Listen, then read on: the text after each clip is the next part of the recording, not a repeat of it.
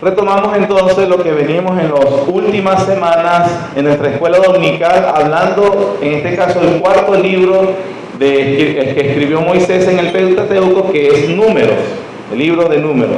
Ya hemos visto unos rasgos generales de este libro, su división, algunos de sus propósitos, y hemos estado destacando ciertos episodios que resaltan para obviamente la comprensión del libro. Con el favor del Señor, hoy estaremos viendo el último, y con esta clase estaremos terminando la escuela dominical con Números, y cuando el Señor así lo quiera, retomaremos Deuteronomio.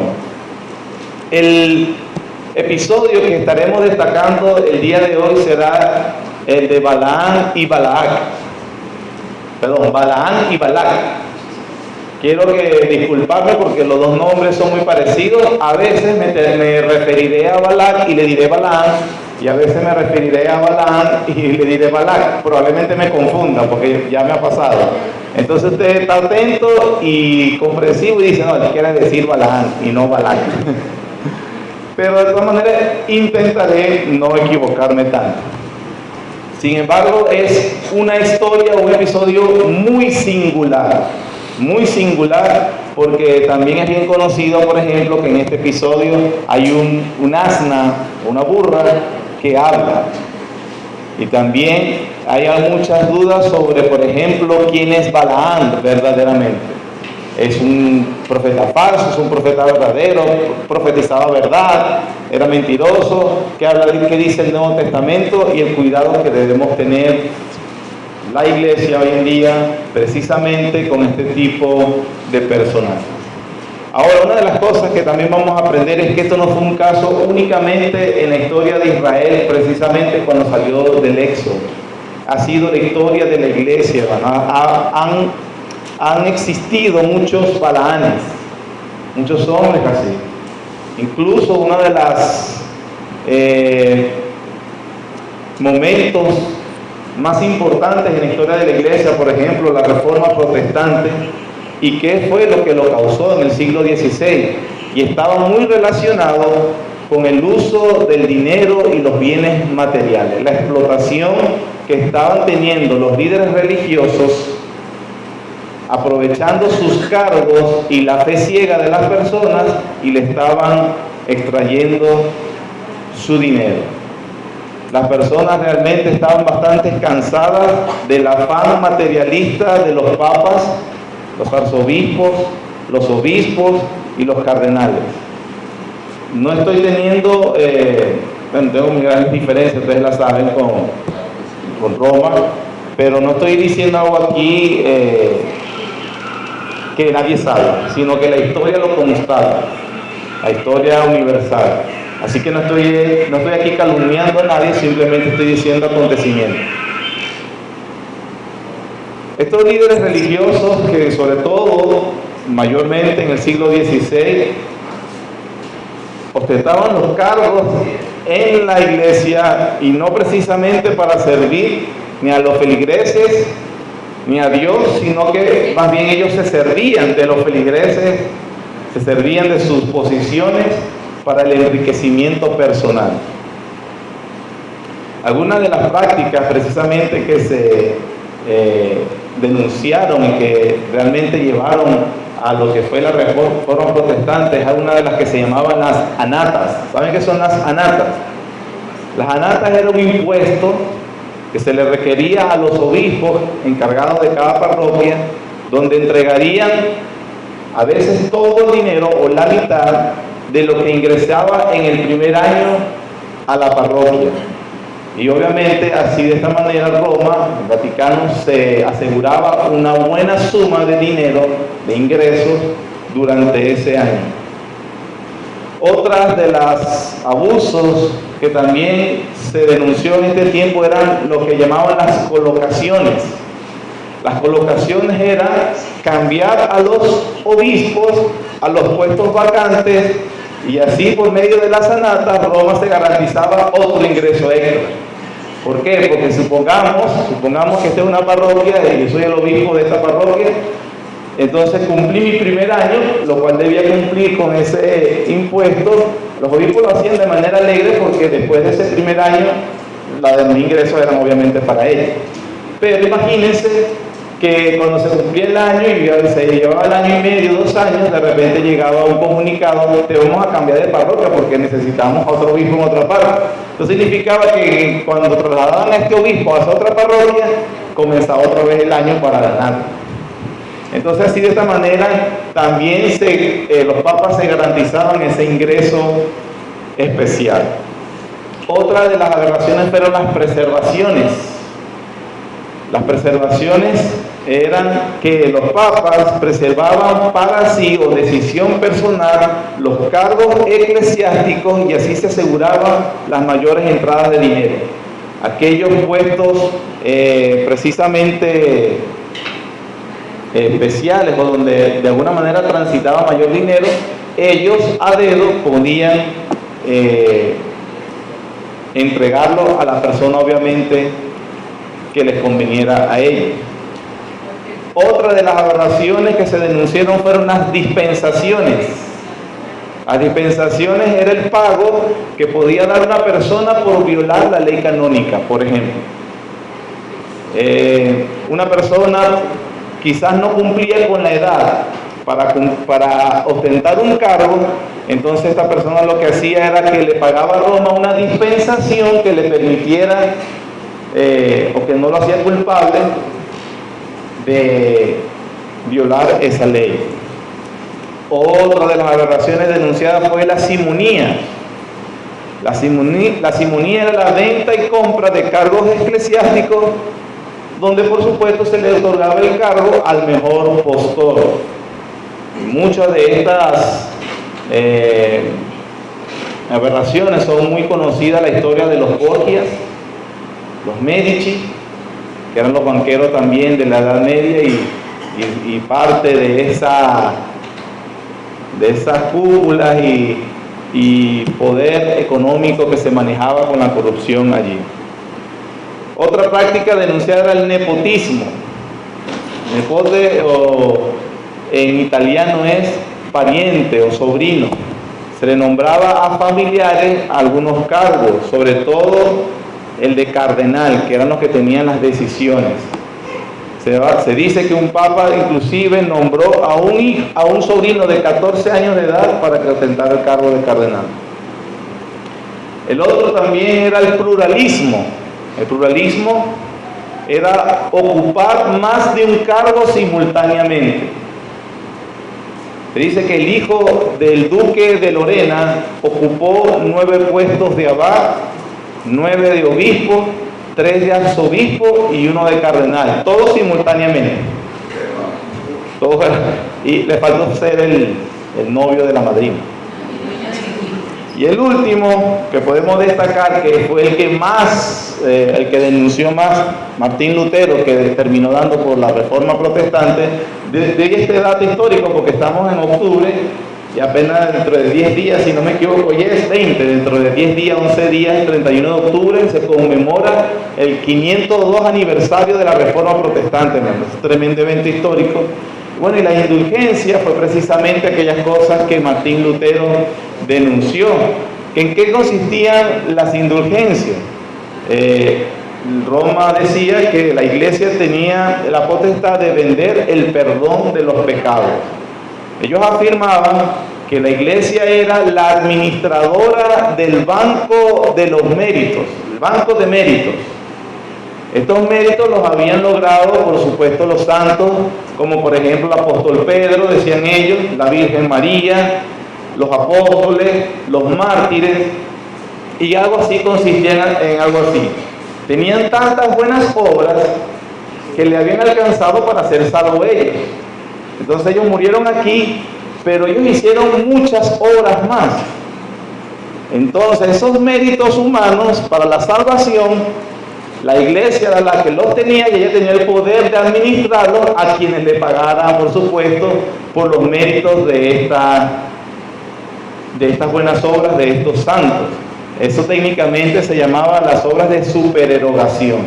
O sea, obras más, habían obras para la salvación, pero estos hicieron más de lo que se debía. Y estas obras demás las tenía la iglesia, entonces las podían dar a las personas. Tú no tienes las obras, no te preocupes.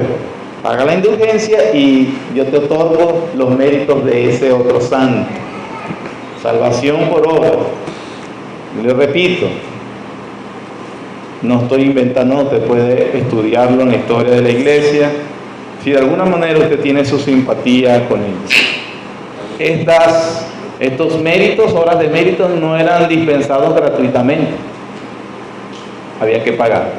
Texter, uno de los su autor principal en la propaganda, sobre todo el reino que mandó Roma, decía: tanto caiga la moneda en el cofre, en ese momento saldrá el alma del purgatorio. Y se daba sobre todo para las personas que tenían familiares en el purgatorio, que sabían que sus familiares no fueron muy buenos, pero a través de esa indulgencia ellos lo sacaban del purgatorio, un lugar que en la Biblia desconoce. Sin embargo, hermano, tengo que decir algo que es más lamentable de todo lo que he dicho. Esa no es la historia nada más de Roma. La situación hoy de mucho de lo que se llama iglesia evangélica es igual o peor. Son ladrones, lobos vestidos de ovejas, que se llaman evangélicos, pastores, apóstoles, arcángeles, un día de estos se van a llamar, con su cuento de siembra para el reino, entrega tu primicia, paga el precio, activa a Dios. Algunos caen en la blasfemia de decir: tan grande sea tu milagro, así de grande sea tu ofrenda.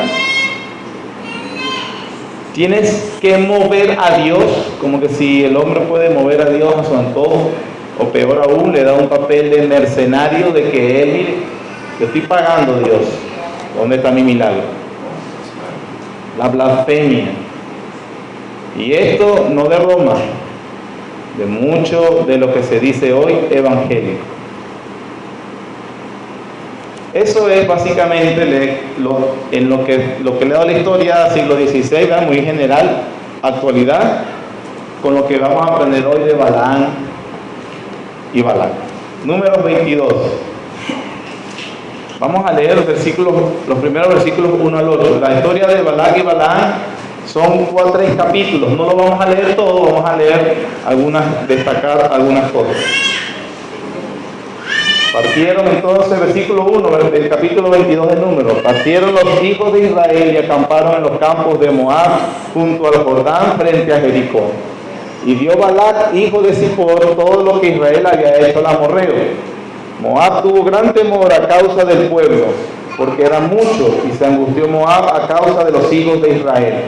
Y dijo Moab a los ancianos de Madián: ahora lamerá esta gente todos nuestros contornos, como lame el buey la grama del campo. Y Balac, hijo de Zippor, era entonces rey de Moab. Por tanto envió mensajeros a Balaam, hijo de Beor, en Petor, que está junto al río en la tierra de los hijos de su pueblo, para que lo llamase diciendo: un pueblo ha salido de Egipto, y aquí cubre la faz de la tierra y habita delante de mí. Ven pues ahora, te ruego, maldíceme a este pueblo, porque es más fuerte que yo. Quizá yo pueda herirlo y echarle la tierra, pues yo sé que el que tú bendigas será bendito, y al que tú maldigas será maldito.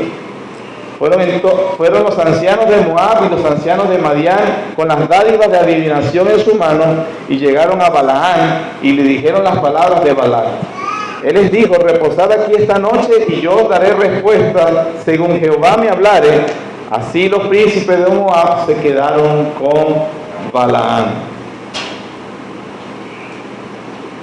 La figura de Balaam, como ya hemos visto con algunos otros personajes en el Antiguo Testamento, es un tanto misteriosa. La verdad es que Moisés ni las Escrituras nos dice cómo fue que este agorero, hechicero, adivino, conocía del Dios verdadero, porque esto es lo que era. No era ni siquiera un israelita, Vivía en lo que se conoce como la antigua Mesopotamia, estaba cerca de Canaán. Ahora, recordemos que en esa zona estuvo Abraham hace muchos años, hace siglos de hecho, mucho antes de que los israelitas estuvieran en Egipto. Y probablemente Abraham en aquel tiempo había compartido su fe o a quien servía, y ahí se había mantenido algún tipo de tradición acerca del conocimiento del Dios verdadero. Es una probabilidad, yo no estoy diciendo que sea así. Lo cierto es que este Balaam, siendo un agorero y un hechicero, también tenía, entre comillas, cierto temor de Dios. Porque él inclusive cuando le ofrecen para que maldiga a los israelitas, él dice, bueno, espérense, yo tengo que consultar a Dios. A Abraham también, viviendo en una zona del Ur de los Caldeos que era pagana, también conoció la voz del Dios verdadero. Por eso entonces, aunque la Biblia no nos dice cómo Balaam conocía de Dios, solo nos dice que conocía. La fama de Balaam, como acabamos de leer, como adivino o profeta, se había extendido bastante por estos lugares. Tanto así que reyes, en este caso el de Moab, que se alía con los de Madián, le ofrecieron inclusive pagarle por sus servicios. Balaam teniéndose una fama de ser efectivo. Cónchale, si este hombre maldice, la cosa sale así, y si este hombre bendice, la cosa sale bien. Nosotros acabamos de leer que Balac, el rey de Moab, junto a los madianitas, le da cierta ofrenda, dice las dádivas de adivinación. Era una costumbre para esa época dar ciertas ofrendas o reconocimientos para que esta persona hiciera. Balaam le responde que en esa primera consulta no la acepta. Luego de esa primera oferta tentadora, Balaam, dice la Biblia, que le ofrece o le envía príncipes más honorables. Y aquí empieza obviamente el deterioro, o cómo, mejor dicho, cómo se revela el corazón de este hombre malvado, el Balaam, el profeta falso. Versículos 9 al 19. Y vino Dios a Balaam y le dijo, ¿qué varones son estos que están contigo? Y Balaam respondió a Dios, Balac, hijo de Zippor, rey de Moab, ha enviado a decirme, he aquí este pueblo que ha salido de Egipto, cubre la faz de la tierra, ven pues ahora y maldícemelo, quizá podré pelear contra él y echarlo. Entonces Dios dijo a Balaam, usted puede subrayar ese versículo, ¿qué fue lo que le dijo Dios a Balaam? ¿Qué le dijo? No vayas con ellos, ni maldigas al pueblo, porque bendito es. Ahí está entonces la revelación objetiva y clara de Dios. ¿Cuál es el deseo o la voluntad que le manifiesta Dios a Balaam? No vayas y no vayas a maldecir al pueblo. Es un pueblo apartado. Versículo 13. Así Balaam se levantó por la mañana y dijo a los príncipes de Balac, volveos a vuestra tierra, porque Jehová no me quiere dejar ir con vosotros. Y los príncipes de Moab se levantaron y vinieron a Balac y dijeron, Balaam no quiso venir con nosotros. Volvió Balac a enviar otra vez más príncipes y más honorables que los otros, los cuales vinieron a Balaam y le dijeron, así dice Balac, hijo de Zippor, te ruego que no dejes de venir a mí. Versículo 17, puedes subrayarlo, porque sin duda te honraré mucho y haré todo lo que me digas. Ven pues ahora, maldíceme a este pueblo. Y Balaam respondió y dijo a los siervos de Balac, aunque Balac me diese su casa llena de plata y oro, no puedo traspasar la palabra de Jehová mi Dios para hacer cosa chica o grande. Os ruego por tanto ahora que reposéis aquí esta noche, para que yo sepa qué me vuelve a decir Jehová. Esta es una respuesta súper piadosa y súper sorprendente. Mira, ni que Balac me dé toda su casa llena de oro y plata, todo el oro del mundo, yo voy a terminar haciéndole caso. Pero bueno, espérense a ver qué me dice Dios. Ya no acaba de decirle qué le dijo Dios. Balaam dijo, oye, pero vinieron más príncipes honorables, y esto hace a la insinuación que probablemente, aparte de los buenos recursos económicos que se le estaban ofreciendo a Balac en este momento, se le estaban ofreciendo cargos de influencia, probablemente políticos. Miren cómo empieza la tentación. Balac decide ofrecerle a Balaam algo que pocos hombres resisten. Son pocos los hombres, hermanos, que no se dejan atrapar por la atractiva personalidad que tienen los príncipes o poderosos. No solo le ofrecieron mucho dinero, le ofrecieron honor, le ofrecieron poder político. Y aquí está Balaam, que ya había dicho y tenía que ya conocía la voluntad de Dios revelada y que tenía también supuestamente un deseo de honrar a Dios. Yo no puedo traspasar la palabra de Dios, pero ya, esto está muy... Se me hace agua la boca, espérense y yo le consulto a Dios. Como, mira, Balac tiene una visión de Dios como la de él. Oye, antes no lo hubiese hecho por ese dinero, pero por esto. A lo mejor Dios también se deja persuadir. Como, oye Dios, y esta segunda opción.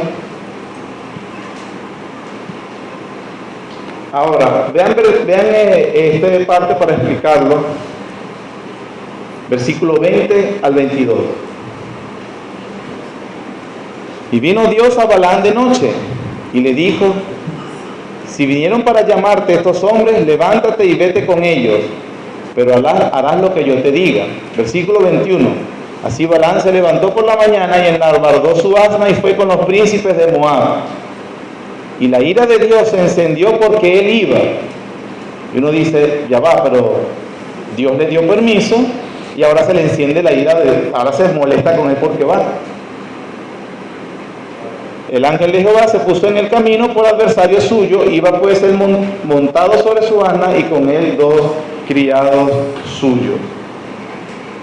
Hermano, el hecho de que Dios, o Moisés como lo narra, ya que algo muy importante, un principio de destacar, no es una contradicción en la Biblia, ni mucho menos en Dios. Pero cuando Moisés dice que Dios le dice a Balaam que vaya, Balaam tiene un permiso de Dios, pero no tiene el consentimiento de Dios. Me explico. Cuando los hombres persisten en hacer lo que la voluntad de Dios claramente prohíbe, entonces Dios los deja que hagan para que caben su propio pozo. ¿Me expliqué? No vayas. Él insistió, dale, ve. ¿Se recuerdan a Israel cuando se quejó de Dios y no tenemos carne y este pan que no sé qué? Déjalo que yo les voy a dar carne. Le gustaba la carne de los egipcios, déjalo que yo les voy a dar carne. Le van a salir por las narices. ¿Sí? Dios le dijo claramente a Balaam, no vayas. Y él persistía en ir, como cuando un hijo, y el papá dice, dale, usted sabe que eso es un no. Todo aquel que conociendo la voluntad revelada de Dios persiste en hacer lo contrario a ella, entonces está cavando el pozo de su propia miseria y de su ruina espiritual. Y Dios lo dejó para destruirlo también. Nosotros veremos eventualmente que los mismos israelitas terminaron matando a Balaam. Aunque Balaam nunca maldijo a Israel, Dios no lo deja, Dios se venga de Balaam. Tenga cuidado en ir y persistir en lo que claramente Dios prohíbe. Porque va a haber un momento en que, tú quieres, definitivamente lo quieres hacer. Es como que te abren las puertas. Usted no va a que usted decide servirle al Señor, ser fiel, y esa semana se queda sin gas, se le picha el caucho, tiene muchos problemas. Pero usted dice que va a pecar y todas las puertas se le abren. Hasta nadie se entera. Se dan las cosas. Cuidado. Dios lo ha abandonado. Como Faraón. Dios quería que su pueblo saliera. Faraón no lo dejaba salir. Dios lo permitía, en cierto sentido, en comillas, para endurecerlo, para glorificarse en él. ¿Para qué? Para juzgarlo. Y es por eso entonces que la ira de Dios se enciende contra Balaam, porque persistía en hacer lo que ya claramente le estaba prohibido hacer. Tenga cuidado, nosotros tengamos cuidado precisamente. Balaam entonces tenía ciertos dones de profecía y estos debían ser usados para los propósitos divinos. Dios no se los dio con el fin de que alcanzara estatus económico, social o político. Pero igual, Balaam prefirió el premio de la maldad, que dice 2 de Pedro 2:15, que dice: han dejado el camino recto y se han extraviado siguiendo el camino de Balaam, el cual amó el premio de la maldad y fue reprendido por su iniquidad. Cuando Pedro dice de que ese premio de la maldad se refiere al uso que los maestros espirituales le dan a unas capacidades que le da Dios para sacar provecho personal. Y Dios los juzga.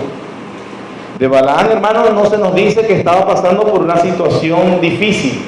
No se nos dice que él estaba un poco con escasez.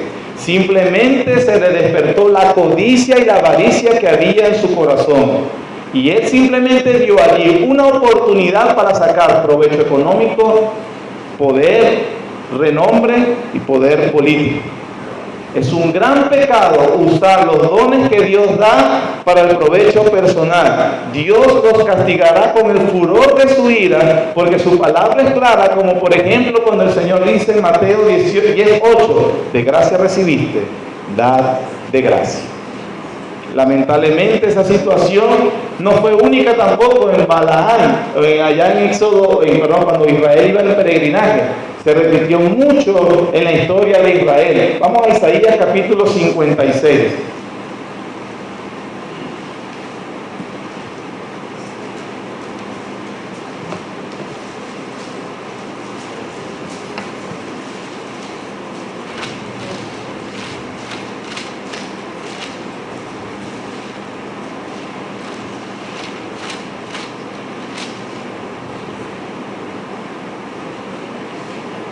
Versículo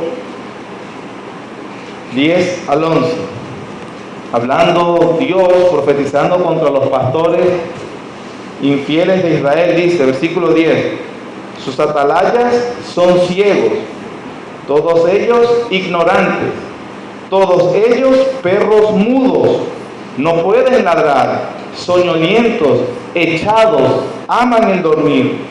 Y esos perros comilones son insaciables, y los pastores mismos no saben entender. Todos ellos siguen ¿qué? Su propio camino. Cada uno busca su propio provecho, cada uno por su lado. Miqueas capítulo 3.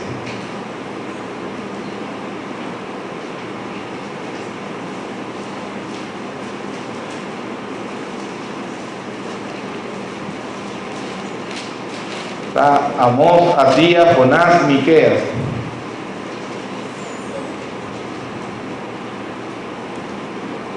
Capítulo 3, versículo 11. Sus jefes juzgan por cohecho, y sus sacerdotes enseñan por precio, y sus profetas adivinan por dinero, y se apoyan en Jehová diciendo: no está Jehová entre nosotros, no vendrá mal sobre nosotros. Hombres que lamentablemente aprovecharon sus cargos y sus lugares para sacar provecho personal. Eran unos perros mudos, echados.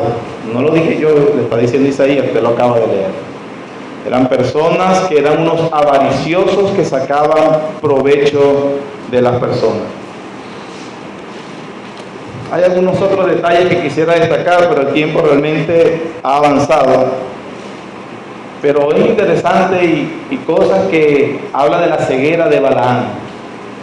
Dice la Biblia que el ángel de Dios Y en este caso, cuando vemos en el Antiguo Testamento ese personaje, el ángel de Jehová, y no un ángel de Jehová, está hablando que es una manifestación del Señor Jesucristo. En teología se le llama teofanía, es una aparición física de Dios. Ojo, la Biblia dice, a Dios nadie lo vio jamás, el unigénito Hijo del Padre lo ha dado a conocer. Entonces, cuando aparece ese ángel de Jehová, se está refiriendo a una aparición del Señor Jesucristo en el Antiguo Testamento. Y eso lo sabemos de que ese ángel es Dios mismo, porque él, en las ocasiones que aparece, recibe adoración.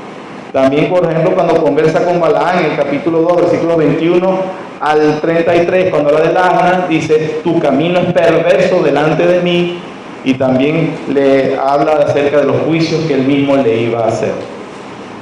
Una de las cosas que dice el versículo 22 del capítulo 22, que los hombres no ven, y que habla de la ceguera de Balaam, la insensatez, es que el ángel de Dios había salido por adversario contra él.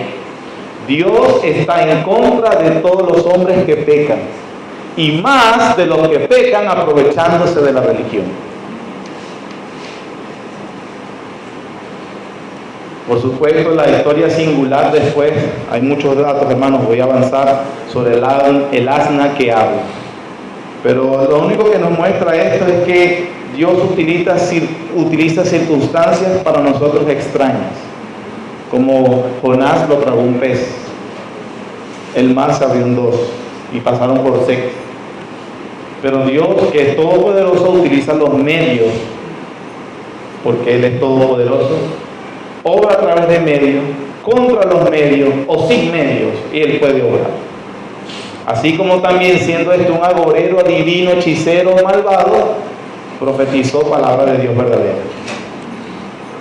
Inescrutables son los caminos de Dios. Nos dice que siempre va a ser así, que siempre es así, solo que cuando Él desea lo hace así. Amén.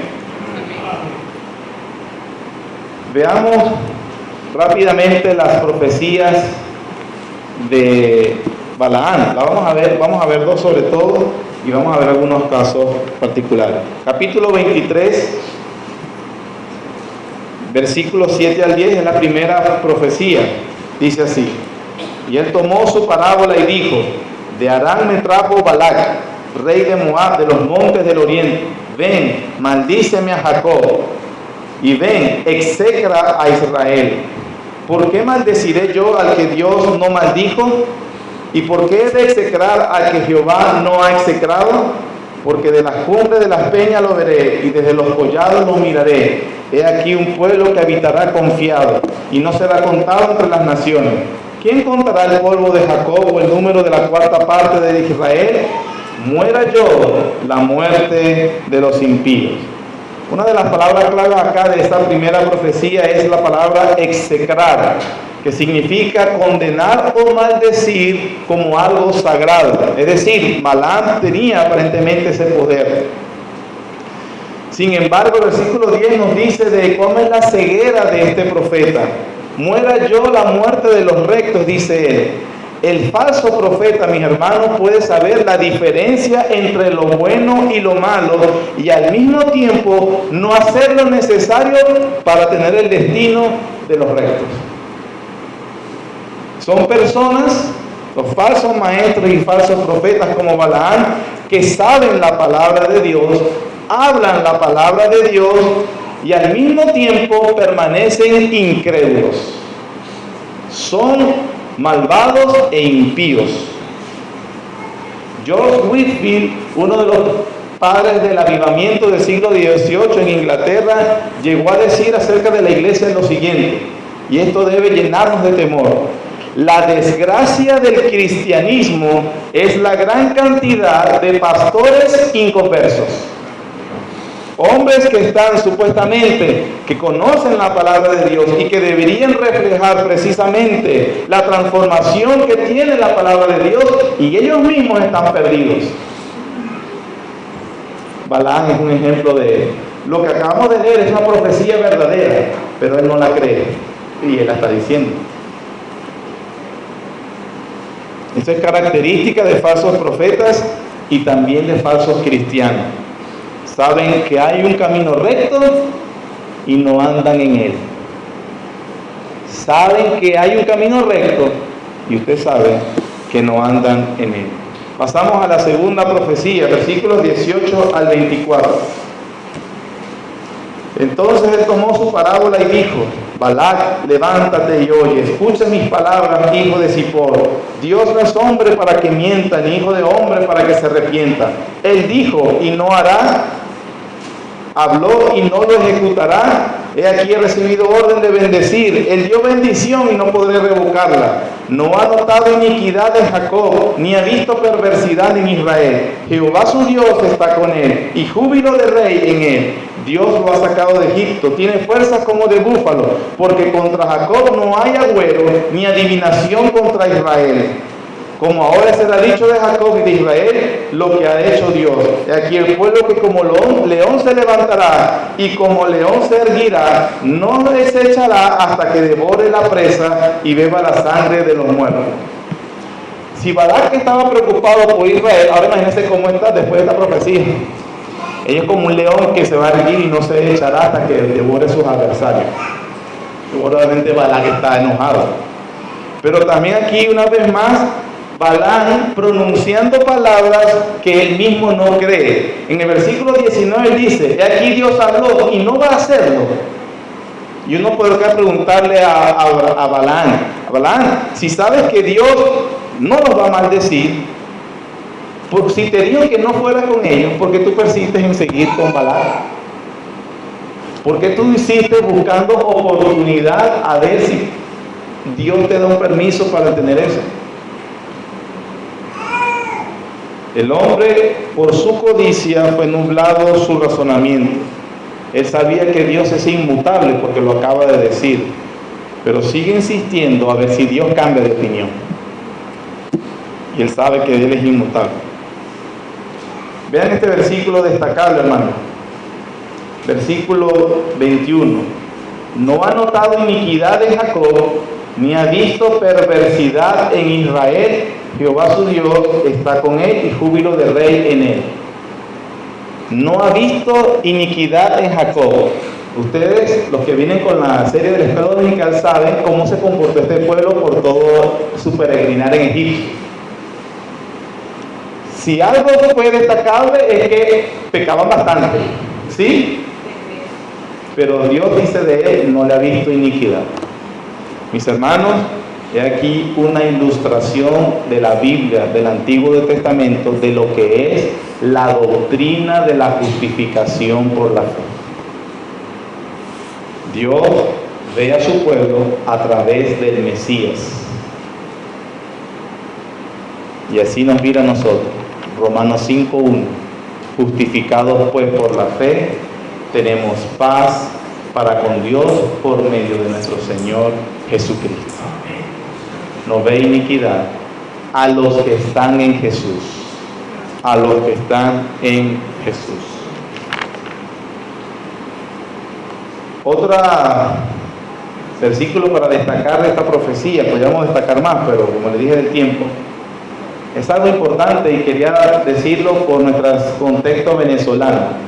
Y usted sabe el crecimiento en los últimos años acerca de la hechicería, la brujería, los babalaos, los paleros y todas estas cuestiones de estas religiones esotéricas y animismo.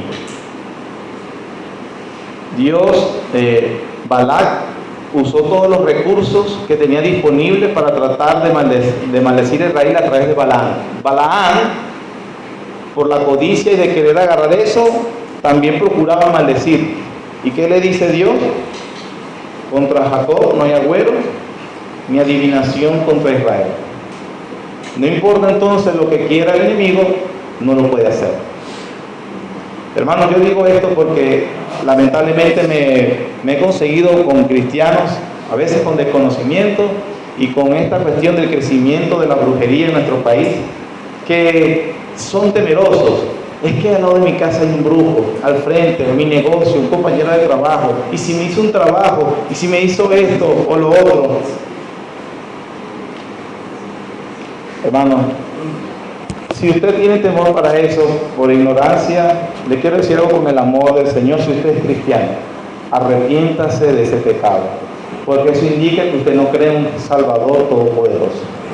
Usted le ha dado lugar a Jesús inferior a lo de esos hombres. La palabra del Señor dice: el maligno no los toca. No los toca. Así que no tiene por qué temer. No tiene por qué temer. Y si me ponen la gallina muerta ahí, negra, mano, yo la revisaría. Si está limpia, hago sancocho. Hace tiempo que no me como un sancocho de gallina. Si está limpia, como si está podrida, no se va a enfermar, pero por algo natural, no porque ningún grupo le hizo nada. No le pueden hacer nada. Si usted está en Cristo, la Biblia dice: ellos le han vencido por la sangre del Cordero y la palabra del testimonio. La Biblia dice: mis ovejas están en mi mano, nadie las puede arrebatar. Así que tenga paz. Si ha creído en Cristo, no existe ningún acto de brujería, nada, hermano, que pueda influenciar sobre usted. Me voy a adelantar. Así como Balaam no pudo, pero esto sí es un peligro que usted corre. La Biblia enseña en Apocalipsis, capítulo 2, que Juan dice: pero tienes, el Señor Jesús, a través de Juan de la carta, tienes a los que retienen la doctrina de Balaam, que le enseñaba a Balaam a poner tropiezo a los hijos de Israel, a que se fornicaran y adoraran a los ídolos. Él no pudo hacer un maleficio que les cayera encima, pero sí lo pudo corromper desde dentro, con la tentación de las mujeres y de la idolatría. Israel cayó, y dice la Biblia que cayeron 23,000. La ira de Dios se encendió contra ellos. No porque un demonio o Satanás hizo un maleficio, no, porque ellos no le fueron fieles a Dios. Ahora, así sí le va a caer a usted una maldición si usted no le es fiel a Dios. Dios será adversario suyo. Si es su hijo, lo va a disciplinar más rápido. Si no es su hijo, le va a abrir las puertas. Dale. Porque te voy a destruir. Y si esto es su hijo, lo va a disciplinar. Porque ¿qué es el padre que no disciplina a su hijo? Cuando usted tenga entonces sobre todo, hermanos, y aquí cuando tenemos a nuestros hijos ya en una edad que no son niños, a veces los padres tenemos que ser simplemente sabios, o una esposa con un esposo, o un esposo con una esposa. Sabios porque hay niños, hay unas edades a las cuales ellos tienen que hacer todo lo que nosotros digamos. Es así, tienen que hacerlo. Son niños, son imprudentes, no saben. Ciertamente hay otras edades mayores y que nosotros debemos tratarlos según sus edades. Y obviamente ya se puede razonar, conversar, llegar a un acuerdo. Un padre puede equivocarse, bueno, sí, estoy siendo excesivamente controlador. Todas esas cosas tienen su momento. Pero a veces cuando tenemos un hijo que es disoluto,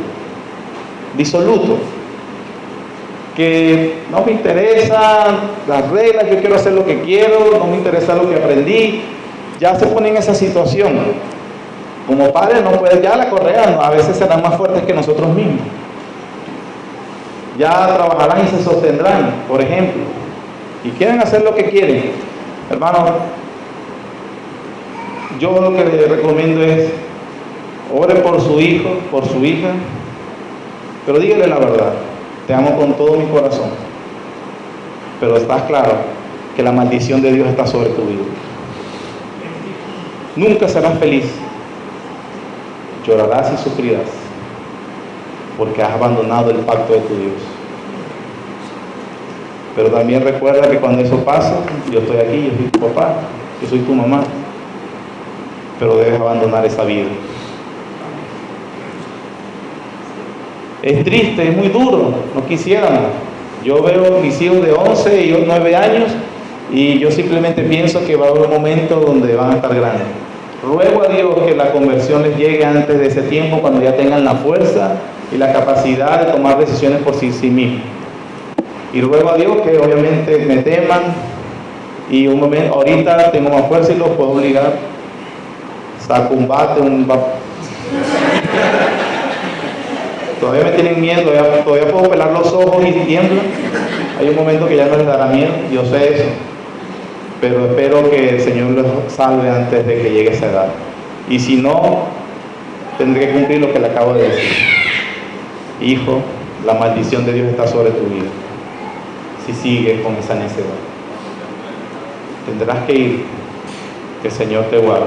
Yo estaré aquí para apoyarte o ayudarte cuando la disciplina del Señor haya sido bien dura, bien dura. Conclusiones, hermanos. Hay otros detalles, pero creo que de verdad hasta este momento esto mucho nos enseña que ejercer funciones en el reino de Dios, si no se hace con humildad y independencia a la gracia divina, puede conducir a un desvío peligroso. La naturaleza pecaminosa del ser humano siempre lo va a llevar a buscar el bien propio y no el de los demás. El pecado residual aún busca la gloria personal, el poder y la riqueza. Es mucho peligro el que asedia a muchos líderes o pastores, maestros cristianos, cuando hay muchas personas bajo su liderazgo espiritual. Las personas deben aprender a orar y fijarse qué señal está haciendo que se está desviando para ayudar también a un hermano que pueda ser débil. No es fácil mantenerse en la lucha y hay que ceder a la tentación. Son muchas las tentaciones para hacer crecer el ego, la economía de manera mala, el honor mundano. Por eso Pedro soltaba: ruego a los ancianos, yo también anciano con ellos, apacienten la grey de Dios, no por fuerza ni por razones indebidas, sino con humildad, con servicio.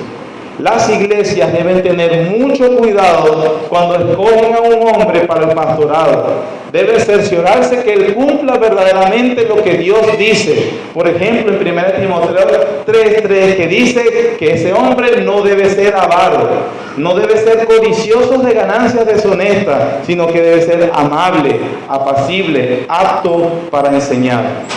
Balaán representa a todo líder cristiano que, habiendo sido bendecido por Dios con algunas gracias espirituales y poniéndolo a dirigir a algunos discípulos, son tentados porque buscan el honor y el poder mundano y son desviados. ¿Cómo vemos al Señor Jesucristo en este episodio? El Señor Jesucristo fue también ese siervo del Señor que fue tentado con todo el honor y la gloria mundana. Y le respondió a Satanás, como todo creyente, pastor debe responder, y todo creyente: al Señor tu Dios amarás y a Él solo servirás. El Señor, si es un siervo fiel. Se dice, por ejemplo, ustedes no sé si han conocido en años anteriores la historia de Billy Graham, que fue un evangelista muy famoso en Estados Unidos, que a donde iba y llevaba a la ciudad del evangelio, realmente llenaba estadios. Mucha gente aparentemente se dice que creía acerca de la fe, venía la fe por la predicación de este hombre. En ese tiempo de turbulencia, había apenas pasado la Guerra Fría y todas esas cosas, le propusieron que si él se lanzaba como candidato presidencial, seguramente sería el presidente, ganaría por el apoyo que tenía de las masas, y que seguramente sería el presidente de la nación más poderosa del mundo.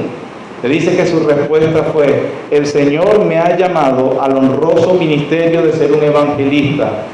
No me rebajaría para ser un rey. Charles Spurgeon también respondió de una manera singular cuando el primer ministro de Inglaterra lo estaba diciendo que se viniera a su cargo.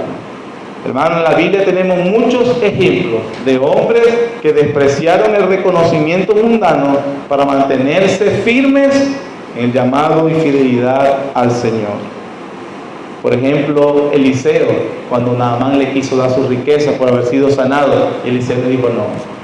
Giesi, el servidor de Eliseo, sí fue y la buscó y le dijo: es tiempo, Giesi, de tener plata, vestidos, ovejas y todo eso. la lepra de Naamán va a caer sobre ti. Dios lo maldijo. En Hechos capítulo 8 nos habla de Felipe predicando el evangelio a los samaritanos. Y un mago, Simón el mago, también quiso comprar el don de Dios con dinero, les ofreció dinero a los apóstoles. Y Pedro le respondió: tu dinero perezca contigo, tú no tienes arte ni parte en este asunto. El fin de Balaam, hermanos, el fin que tendrá, de Balaam, perdón, es el fin que tendrá todos aquellos que teniendo el privilegio de servir al Señor, despreciaron por las riquezas y el honor mundano. Dios se vengó de ese falso profeta y de los madianitas y luego de los moabitas, enviándoles un ejército de los israelitas que los mató. Eso dice los Números 31:8. Aplicaciones, y terminamos. El error de Balaam se repite frecuentemente en el pueblo de Dios. Algunos hombres empiezan bien y son usados aparentemente bien por el Señor, pero en el camino se desvían por el amor al poder, el dinero y el renombre. Poco a poco el corazón de estos hombres comienza a engañarse y terminan justificando toda evidencia de avaricia y condenan precisamente a todo aquel que trate de señalar. Así como con Eliseo, y a veces justifican: cónchale, pero con este dinero ya no tendría que andar con un asno humilde, se podría comprar un caballo fuerte, y así podría llevar el conocimiento del Dios de Israel a todo el mundo, se llega más rápido. Empieza el razonamiento para la avaricia. Lamentablemente son personas que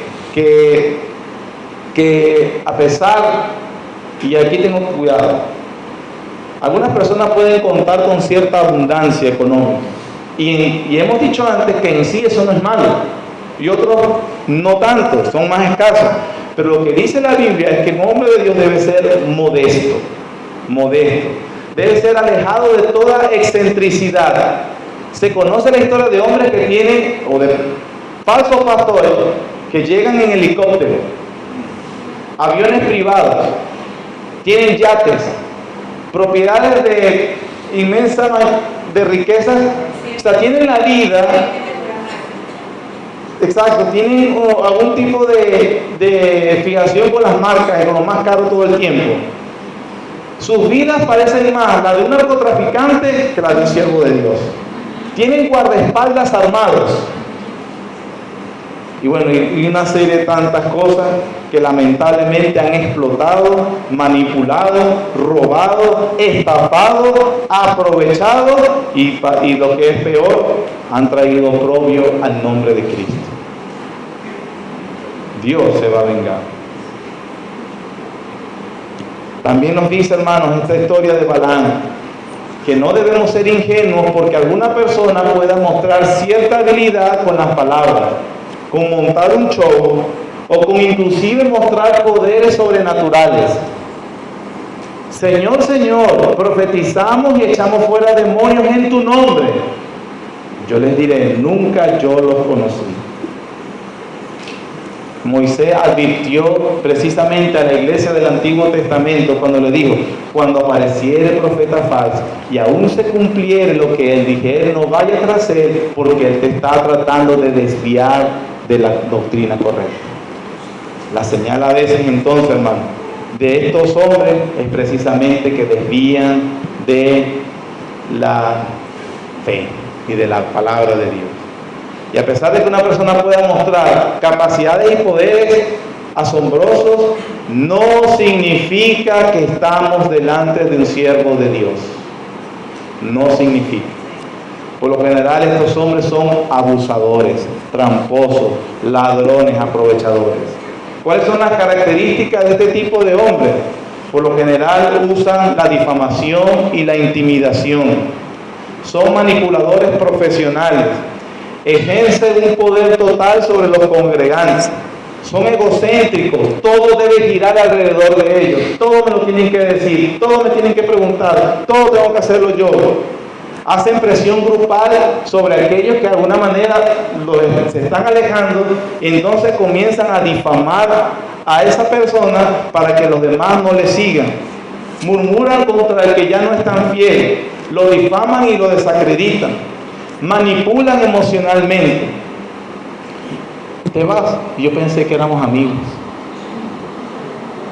No te olvides quién te ayudó cuando estabas mal, quién te tendió la mano. Eso es manipulación emocional, hermano. No nos dejen solos. Queremos David y yo sin ustedes. Manipulación. Este tipo de personas hacen un sobreénfasis sobre la enseñanza de la sujeción a la autoridad. Ojo, la Biblia enseña la sujeción a la autoridad, enseña la autoridad legítima y enseña sobre precisamente lo que Dios dice, pero no una sujeción ciega a algunos hombres. Nunca la Biblia enseña eso. La Biblia sí dice, y ojo, porque aquí parece que yo estoy en contra de los pastores y yo soy pastor. La Biblia sí dice, honrad a vuestros pastores, imitad su fe, pero precisamente aquellos que se conducen honradamente con la palabra del Señor dice. Hermanos, un verdadero siervo de Dios debe ser conocido por su sufrimiento, el servicio humilde y la fidelidad a la palabra de Dios, tanto en su vida práctica como en la predicación. Estos siervos verdaderos no están dispuestos a negociar o ceder a los principios bíblicos, sino que como un profeta fiel se mantienen firmes en la doctrina apostólica. Eso atraiga gente o no las atraiga. Les gusta a los feligreses o no les gusta. Pero lo importante es que al final sabe que tiene un juicio que es superior y mayor, el del Dios. Como le dijo Pablo a Timoteo, te encarezco delante de Dios, que juzgará a los vivos a los muertos en su manifestación y en su reino, que prediques la palabra. Eso es un siervo de Dios, y no estos monigotes que tanto aparecen en la radio y en la televisión. El Señor nos ayude, mis hermanos, porque es una advertencia importante para que el pueblo de Dios sepa conducirse precisamente correctamente e identificado. Pedro les dijo a la iglesia que estaba dispersa en Babilonia, muchos falsos profetas se han metido entre vosotros. Amén. Oh Padre, gracias te damos por tu bondad y tu misericordia. Gracias, Señor, por permitirnos y enseñarnos a través de tu palabra. Ayúdanos precisamente a cuidar el corazón, que es fácil que se inclina a la codicia, a la avaricia, Señor, al honor mundano y al reconocimiento mundano. Padre, ayúdanos a serte fieles sobre todas las cosas. La tentación es fuerte, pero tú guardas a tu siervo, Señor, por tu poder. Aquel que es poderoso para guardarlo sin caída, a nuestro Señor Jesucristo, que nos redimió con su sangre. Te damos gracias, Señor, por nuestro pastor David, porque él ha demostrado ser un siervo aprobado y un hombre, Señor, que es fiel a tu palabra. Bendícelo, Señor, y ayúdanos a siempre aprender y a estar bajo su ministerio mientras tú le uses eficazmente, Señor. Gracias, Padre, por tu bondad. Y ayúdanos y prepáranos para el culto a tu nombre. En Cristo Jesús. Amén.